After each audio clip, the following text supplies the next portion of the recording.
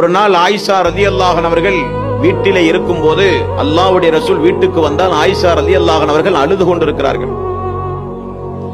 என்ன ஆயிஷா என்று கேட்டார்கள். யா ரசூலல்லாஹ், இப்பொழுதுதான் ஒரு பெண்மணி வந்து விட்டு சென்றால், அந்த பெண்மணி நடந்து கொண்ட அந்த முறையை பார்த்து என்னால் தாங்க முடியவில்லை, ஆகவே அழுகிறேன் என்றார்கள் ஆயிஷா ரலியல்லாஹு அன்ஹா. என்ன நடந்தது என்று அல்லாஹ்வுடைய ரசூல் கேட்டார்கள். யா ரசூலல்லாஹ், 2 கை குழந்தையோடு ஒரு தாய் வந்தால் பசியினுடைய கொடுமையை என்னிடத்திலே சொன்னார். நான் அந்த 3 பேருக்கும், தாய்க்கும் 2 குழந்தைக்கும் தேவையான 3 பேரித்தம்பழம் வீட்டில் உண்டுமா என்று பார்த்தேன். வீட்டில் இருந்ததோ 2 பேரித்தம்பழம் யா ரசூலல்லாஹ். 3 பேரித்தம்பழம் இருந்தது யா ரசூலல்லாஹ். நான் அந்த 3 பேரித்தம்பழத்தையும் கொண்டு வந்து அந்த 2 குழந்தைகளுக்கும் அந்த தாய்க்கும் கொடுத்தேன். குழந்தைகள் அவசர அவசரமாக அந்த பேரித்தங்கனிகளை குழந்தைகள் தின்றது.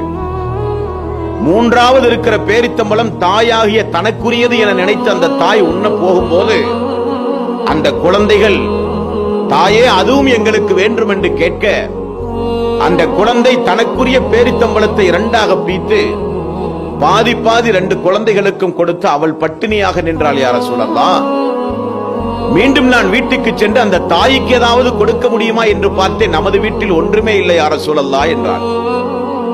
உடனே ரசூலுல்லாஹி ஸல்லல்லாஹு அலைஹி வஸல்லம் தன்னை வருத்திக் கொண்டு மிகப்பெரிய தியாகம் செய்து குழந்தைகளுக்காக வேண்டியே வாழ்கிற அந்த தாய் சொர்க்கத்திற்குரியவர்கள் என்றார்கள் ரசூலுல்லாஹி ஸல்லல்லாஹு அலைஹி வஸல்லம்.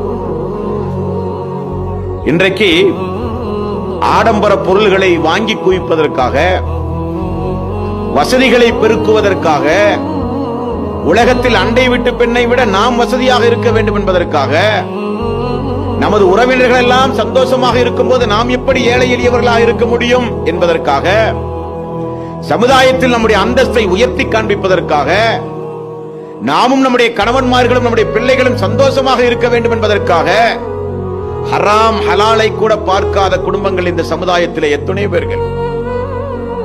1000 காரணங்கள் அந்த அன்றைய கால பெண்களுக்கு இருந்தது. ஹராமான வாழ்க்கையை தேடிக்கொள்வதற்கு 1000 காரணங்கள் அன்றைக்கு பெண்களிடத்தில் இருந்தது. உண்பதற்கு அன்றைக்கு உணவில்லை, அங்கே உடுப்பதற்கு அங்கே உடை கிடையாது, நல்ல வீடுகள் கிடையாது, நல்ல சந்தோஷமான வாழ்க்கை கிடையாது. இருந்தாலும் அந்த குடும்பம் அல்லாஹ், மறுமை, சொர்க்கம், அல்லாஹ்வுடைய ரசூல் என்று 24 மணி நேரம் வாழ்ந்தார்கள் என்றால் அவர்கள் சொர்க்கவாசிகள்.